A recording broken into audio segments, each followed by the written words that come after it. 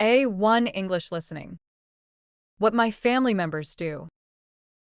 Hey, my name is Yuki. Today, I want to tell you about some of my family members. This is my grandma. Her name is Keiko, and she lives in Japan. She is retired, so she doesn't work. She likes baking for the family. She also enjoys doing yoga in the morning.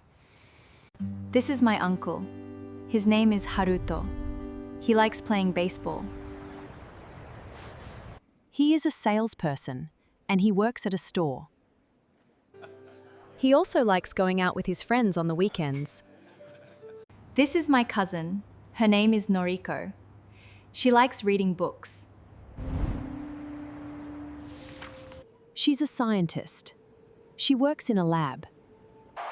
Noriko is hardworking and loves running marathons. Now it's your turn. 1. Who are some of your family members? 2. What do they do? 3. What do they like doing?